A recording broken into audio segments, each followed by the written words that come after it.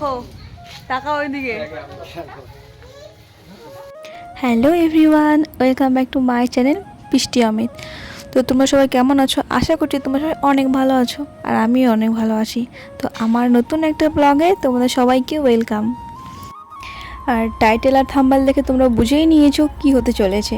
তো চলো আর দেরি না করে এখন থেকে স্টার্ট করছি। তো এখন কিন্তু 12টা বাজে, আর আমাদের রেডি হওয়ার কথা ছিল অনেক সকালে, মানে আগে যাওয়ার কথা ছিল, সেটা কিন্তু আমাদের লেট হচ্ছে বাড়ির থেকে বেরোতে। আর বোন কিন্তু ওখান থেকে ফোন করে যাচ্ছে, তাই আর দেরি না করে চটপট রেডি হয়ে নিলাম। আর দেখো আমার ফুল লুক। আর এই শাড়িটা কিন্তু আমার সত্যি অনেক ভালো লাগে, আর এই শাড়িটা কিন্তু আমার না, এটা আমার শাশুড়ি মায়ের শাড়ি। তো তোমার দাদাভাই বলছিল যে এই শাড়িটাই পরো, ওর সঙ্গে কোথাও ঘুরতে গেলে ওকে আমি বলি যে আমি কোন ড্রেসটা পরবো কিংবা কোন শাড়িটা পরবো, ও বলে এটা পরো। তো তাই এটা পরে নিয়েছি, আর শাড়িটা আমার খুবই পছন্দের। তো রেডি হয়ে বেরিয়ে গেছি। শুধু কিন্তু আমরা দুইজন যাচ্ছি না, আমাদের সঙ্গে ভাইও যাচ্ছে। তো ভাই কিন্তু আগেই বাইক বের করে রাস্তায় দাঁড়িয়েছিল, আর আমি রেডি হয়ে ভিডিওটা করছিলাম, আর ও বেরোচ্ছিল। আর মা কিন্তু ছিল না, মা আর বাবা যেন কোথায় গেছিলো, তার জন্য ও গেট লাগিয়ে দিয়ে তারপরে আসছিল। তো তোমরা কিন্তু অবশ্যই কমেন্ট করে বলবে যে আমার শাড়িটা পরে আমায় কেমন লাগছে। আমার তো শাড়িটা খুব পছন্দের, তোমরাও বলবে তোমাদের কেমন লাগে। আর আমরা কিন্তু বাড়ি থেকে রাস্তায় চলে এসেছি, আর ভাই এখানে আগে দাঁড়িয়েছিল বাইক নিয়ে, যে বলছিল তোমরা রেডি হয়ে গেট লাগাই দিয়ে তারপরে আসো, ততক্ষণ আমি বাইকটা বের করে দাঁড়িয়ে থাকি। তার জন্য ও আগে এসেছিল, আর পরে এসে কিন্তু আমরা বেরিয়ে পড়েছি। আর আমরা যে যাচ্ছি এটা কিন্তু আগের থেকে আমাদের প্ল্যান ছিল না। আর কি বলবো, বোনও বললো ফোন করে যাওয়ার কথা, তাই হঠাৎ করে প্ল্যানটা হয়ে গেল, তাই বেরিয়ে পড়লাম। আর বোনের বাড়িটা কিন্তু বেশি দূর ছিল না, কাছেই ছিল, তার জন্য বাইক নিয়ে বেরিয়েছি। আর দূরে হলে তো তোমরা জানোই ট্রেনে যেতে হতো। আর কী বলো তো, ওর বাড়িটা হচ্ছে মেন রোডের পাশে না, ওর বাড়িটা মেন রোড থেকেও সাইড রাস্তা, মানে পকেট রাস্তা আর কি, তার থেকেও একটু অনেকটা যেতে হয়। তাই টোটো করে গেলে, টোটো তো ওখানে চলে না, টোটো করে গেলে টোটো ভাড়া করে তারপরে যেতে হয়। আর যেহেতু বাইক আছে সেহেতু অনেকটা সুবিধা হয়ে যায় যে টোটো ভাড়া করতে হয় না। এর আগে যখন গেছিলাম, যখন বাইক ছিল না, তখন টোটো ভাড়া করেই যেতে হয়েছিল, এবং আসার সময় টোটোটা ভাড়া করে আসতে হয়েছিল। তার জন্য এবার অন্তত অনেক ভালো হয়ে গেছে যে যখন ইচ্ছা তখন বের হয়ে যেতে পারবো, আর ভাড়া করতেও হবে না, আর ওনার কাছ থেকে শুনতেও হবে না যে ভাড়া এক্সট্রা আছে কি না, আবার এক্সট্রা ধর থাকলে তো নিয়ে যাবে না, এরকম অনেক টাইপের সমস্যা থাকে টোটো ভাড়া করতে গেলে। তো আমাদের সঙ্গে গল্প করতে করতে প্রায় বোনের বাড়ি চলেই এলাম। তো ওর বাড়ি পেরিয়ে কিন্তু আমরা এখন যাচ্ছিলাম, কারণ ওর বাড়ির আশেপাশে কোনো দোকান ছিল না। আর দাদা যাবে বোনের বাড়িতে, কোনো খাবার না নিয়ে গেলে হয় বলো, কারণ বাড়িতে একটা ছোট বাচ্চা আছে, পুচকি পাকা বুড়ি, তো তার জন্য তো কিছু নিয়ে যেতে হয়। তাই কিছুটা রাস্তা পেরিয়ে আমরা কিন্তু দোকানে যাচ্ছিলাম, ওখানে মিষ্টি নেওয়ার জন্যই যাচ্ছিলাম।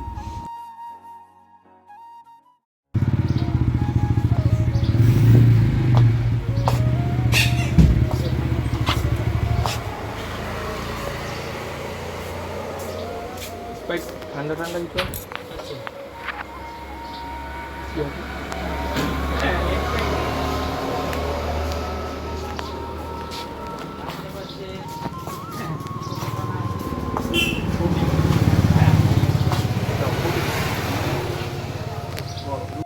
তো এখানে কিন্তু আশেপাশে কোনো মিষ্টির দোকান দেখলাম না, তাই এই দোকানটা ছিল, তাই এখান থেকে নিতে এলাম। তো এখানে কিন্তু ক্যাডবেরি পেয়েছিলাম, তো ক্যাডবেরি, আর ও বলছিল ফুটি নেওয়ার কথা। তো এই ফুটিটা কিন্তু ঠান্ডা ছিল না, গরম ছিল। আর গরমের দিন কী বলো তো, একটু ঠান্ডা হলে ভালো হয়, তাই ওনাকে বলে ওই সাইড থেকে হয়তো ঠান্ডা একটা নিয়ে তারপরে এসছিল।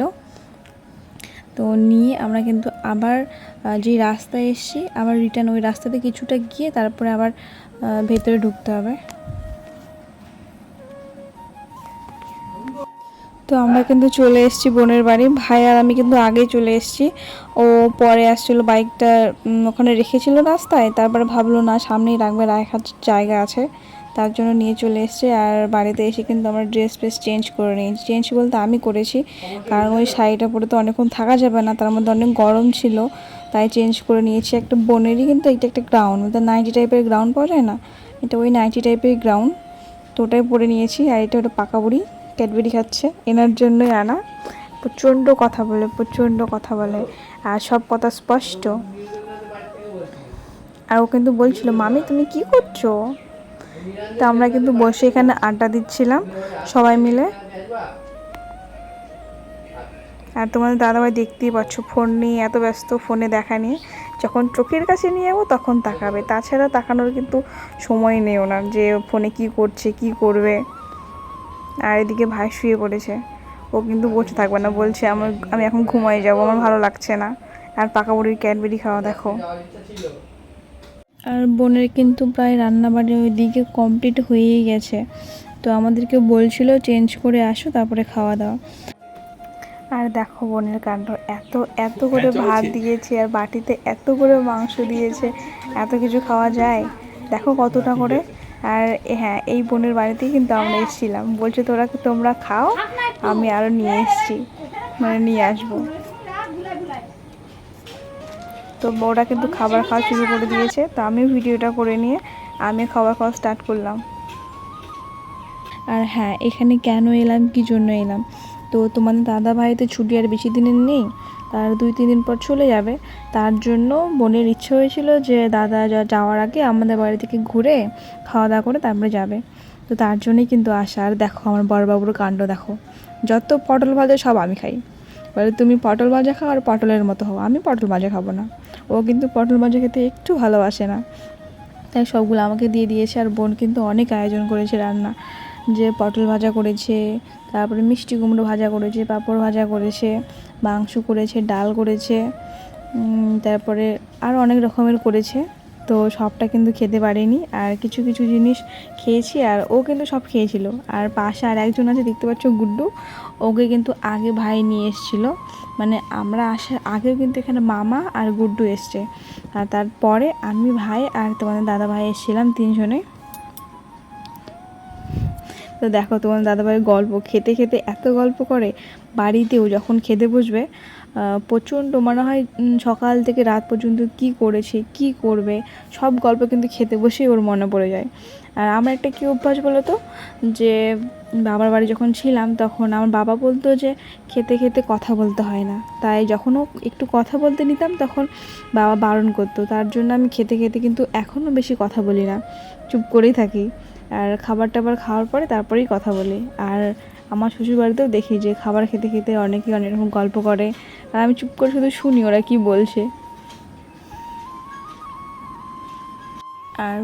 আর বোন জামাই কিন্তু বলছিল যে থেকে যেতে, বলছিল বৌদি দাদা তুমি থেকে যাও, যে পরের দিন যাবা, তা না হলে বলছিল দাদা যদি চলে যায় তারপরে তুমি আবার আসবে। তো আমার কি বলো তো, তোমার দাদাভাই চলে গেলে আমার ওই বাড়ি যাওয়ার কথা, বাবার বাড়ি, কারণ মায়ের শরীরটা খারাপ, তো বেশি দিন থাকতে পারে না, যেহেতু তোমার দাদাভাই অনেক দিন পর ছুটিতে আসছে। তো ওখানে যদি থাকি, আর ওরও তো ওখানে থাকা অতদিন সম্ভব না, তার জন্য ওখানে থাকতে পারিনি। তাই ও চলে যাবে যখন, তখন আমি ওখানে যাব। তাই ওরা বলছিল যে যাওয়ার আগে এখানে থেকে যেতে। আর খাওয়া দাওয়া করার পরে কিছুটা রেস্ট নেওয়ার পরে কিন্তু আমরা রেডি হয়ে আবার বেরিয়ে পড়েছি, কারণ বাড়ি যাব। আর কি বলো তো, শাড়ি পরে এসেছিলাম, তো আসার সময় কিন্তু অনেকটা গরম লাগছিল, তাই ভাবছিলাম আমার শাড়িটা পরবো না। আর বোনও বলছিল যে হ্যাঁ বৌদি তুমি একটা আমার ড্রেস পরে যাও, তো তাই ও কিন্তু খুঁজে খুঁজে অনেকটা ড্রেস খুঁজছিল, খোঁজার পরে বলছিল কোন ড্রেসটা তোমার হবে, তো সেটাই তুমি পরো, কারণ ও তো আমার থেকে একটু স্বাস্থ্য ভালো, তো তার জন্য ওর ড্রেসটা আমার ঢালা হবে। এই দেখো, টাকা ওইদিকে, তোমার ভিডিও হচ্ছে কিন্তু ফোনে দেখতে পাবো পরে কিন্তু। তার জন্য এই ড্রেসটা কিন্তু আমার হয়ে গেছিলো ফিটিং, তার জন্য এটাই পরেছি। আর আমরা কিন্তু বেরিয়ে পড়েছিলাম। আর এটা কিন্তু বোনের শাশুড়ি, সে কিন্তু ব্লাউজ সেলাই করছিল। আর এই যে দেখো আমাদের বোন জামাই, আমরা বাড়ি যাব, তার জন্য আমাদের আম পেড়ে দিচ্ছে। দেখো আম পাড়ার টেকনিক, বাঁশ লাগিয়ে ওখানে কাঁচি লাগিয়ে তারপরে ওখানে ব্যাগ লাগিয়ে দিয়েছে। তো আমাকে কিন্তু বলছিল যে বৌদি তুমি ধরো, আমি একটা উপর থেকে আম দিচ্ছি। আর আমি বলছিলাম না না, আমি ধরতে পারবো না। দেখো নিচে দিল, আর আমি ধরতে পারলাম না, শাখায় লাগলো কিংবা আঙুলে লাগলো, তার জন্য ধরলাম না। আর বললো তাহলে ভাইকে দিচ্ছি, ভাইয়ের ভিডিওটা করো। তো ভাই ধরে ফেলেছে। আর তোমাদের দাদা ভাইয়ের দিকে দেখো, ও কিন্তু আম নিয়েও ফেলেছে, নিয়ে বেরিয়ে পড়েছে। তো ওই যে পাকা বুড়ি, ওর সঙ্গে কিন্তু এতক্ষণ মানে মা আমাকে যেতে দেবে না, আমাকে বলছিল যে মামি থেকে যাও না, কালকে যাবে অনেকক্ষণ বলছিল, একটু কান্নাও করছিল।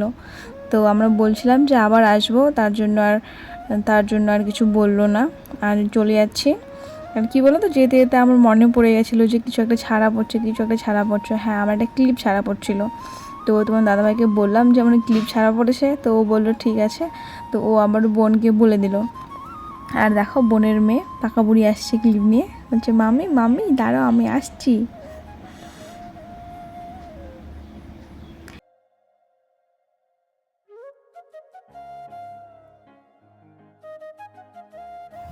আর আমরা কিন্তু বেরিয়েও পড়েছি। আর তোমাদের দাদাভাই আমগুলো নিয়েছে দেখো।